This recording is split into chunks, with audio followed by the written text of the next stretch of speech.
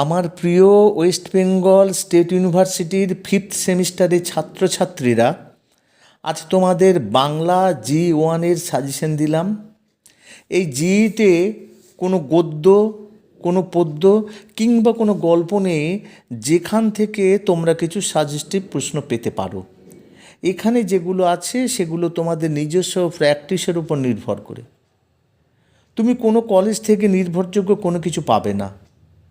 কোনো কলেজের প্রফেসর এ বিষয়ে সাজেশন দেয় বলেও আমার মনে হয় না।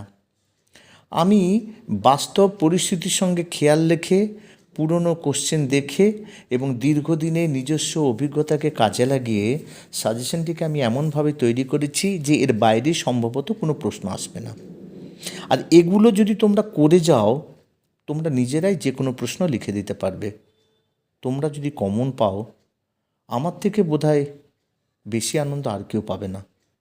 তো তোমাদের প্রতি একটা অনুরোধ, যারা এখনও পর্যন্ত আমার চ্যানেলটিকে সাবস্ক্রাইব করোনি, তারা চ্যানেলটিকে সাবস্ক্রাইব করে পাশে থাকা বেল আইকনটিকে বাজিয়ে সকল নোটিফিকেশন অন করে রাখবে, যাতে যে কোনো নোটস, সাজেশন বা কোনো প্রশ্নের উত্তর তোমাদের কাছে প্রথম পৌঁছে যায়।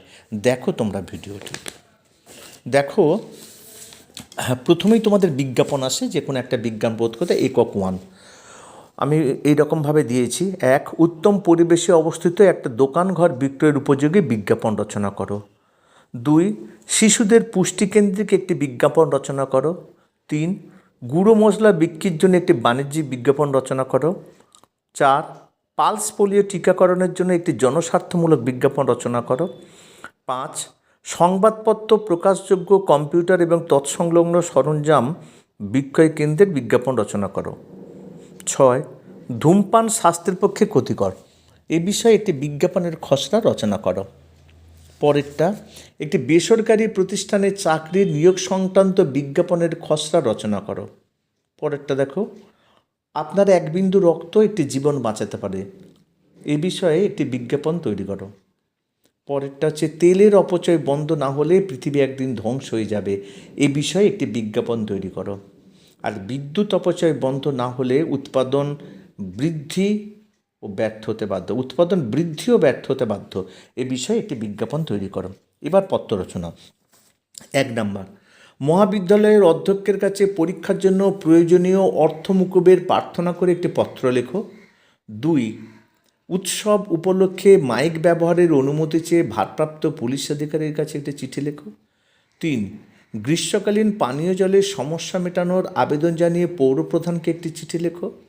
4, মহাবিদ্যালয়ের অনুপস্থিতির কারণ নির্দেশ করে মহাবিদ্যালয়ের অধ্যক্ষের কাছে একটি পত্র লেখো।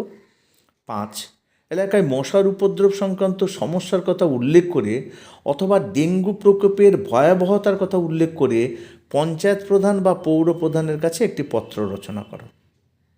6, সাংস্কৃতিক অনুষ্ঠানে পুলিশি নিরাপত্তা চেয়ে নিকটবর্তী থানার আধিকারিকের কাছে একটি পত্র লেখো।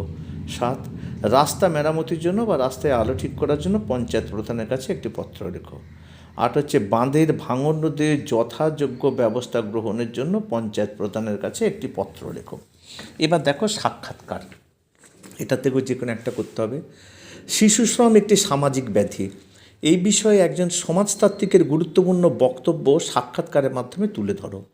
2, আন্তর্জাতিক মাতৃভাষা দিবসের তাৎপর্য বিষয়ে বিশিষ্ট সাহিত্যিকের মতামত জানতে চেয়ে একটি সুপরিকল্পিত সাক্ষাৎকার রচনা করো। 3, বইমেলা 2003 সম্বন্ধে একটি বিখ্যাত কবির সাক্ষাৎকার রচনা করো। 4, একজন বিখ্যাত ক্রীড়াবিদের সাক্ষাৎকার রচনা করো। তাহলে এই যে এগুলো আছে, এগুলো একটু ভালো করে দেখে নেবে। পরেরটা আছে যে আমাদের দেশের শিক্ষা ব্যবস্থা এবং পরীক্ষা পদ্ধতি সম্পর্কে এক শিক্ষাবিদের সঙ্গে এক সাংবাদিকের সাক্ষাৎকার রচনা করো। এবার পরেরটা দেখো যে কী ধরে নিয়ে থাকে, সেটা হচ্ছে যে কোনো বিষয় অবলম্বনে একটি প্রবন্ধ রচনা করো। 1 হচ্ছে, শরৎ সাহিত্যে নারী। 2, বাংলায় শিশু সাহিত্য অথবা শিশু সাহিত্যে রবীন্দ্রনাথ।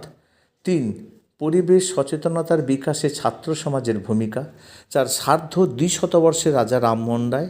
5 হচ্ছে, 2 শতবর্ষে মহাকবি মাইকেল। আর পরেরটা হচ্ছে, মহাকাশ গবেষণায় ভারত অথবা চন্দ্রযান 3।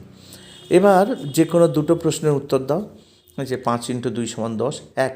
বিজ্ঞাপনের মাধ্যমগুলিকে কটি শ্রেণীতে ভাগ করা যায় ও কী কী, উদাহরণ সহযোগে আলোচনা করো। 2, প্রাতিষ্ঠানিক পত্র রচনার ক্ষেত্রে মূলত কোন বিষয়গুলি অতি আবশ্যিক সেগুলি লেখো। 3, একটি ইচ্ছা উদ্দীপক সংক্ষিপ্ত বিজ্ঞাপন রচনা করো। 4, সাক্ষাৎকার ক প্রকার কী কী, সংবাদ সাক্ষাৎকার গ্রহণের ক্ষেত্রে সাংবাদিককে কোন কোন বিষয়ে বিশেষ খেয়াল রাখতে হয়। 5, সাক্ষাৎকারে একটি সুস্পষ্ট সংজ্ঞা দাও, সাক্ষাৎকারের শ্রেণীবিভাগ করে প্রতিটি শ্রেণীর সংক্ষিপ্ত পরিচয় দাও। 6, সাক্ষাৎকার রচনার নিয়মগুলি কী কী, সাক্ষাৎ রচনার যে কোনো দুটি গুরুত্ব লেখো। 7, বিজ্ঞাপন বলতে কী বোঝায়, বিজ্ঞাপন রচনার প্রয়োজনীয়তা বা গুরুত্ব লেখো। 8, প্রবন্ধ কাকে বলে, বাংলা সাহিত্যে দুজন প্রাবন্ধিকের নাম লেখো। 9, প্রাতিষ্ঠানিক পত্র রচনা বলতে কী বোঝো, প্রাতিষ্ঠানিক পত্র সাধারণত কী কী ধরনের হয়। 10, প্রতিবেদন কাকে বলে, প্রতিবেদন লেখার জন্য প্রতিবেদককে কোন কোন নিয়ম মেনে চলতে হয়। আর 11 হচ্ছে প্রবন্ধ রচনার স্বরূপ এবং বৈশিষ্ট্য লেখো। আমার দুখানা পড়তে একটু ভুল হয়ে গেছে, একটু ঠিক করে শুনে নিয়ে। আমি বিজ্ঞাপনের 4 নাম্বারটা বলেছি সংবাদপত্রে প্রকাশযোগ্য কম্পিউটার ও তৎসংলগ্ন, এটা হবে তৎসংক্রান্ত। আর সাক্ষাৎকারের 3 নাম্বারটা বলেছি বইমেলা 2023, বইমেলা 2023 হবে, ওটা আমি 2003 বলে ফেলেছি। ওই দুটো একটু ঠিক করে শুনে নিও।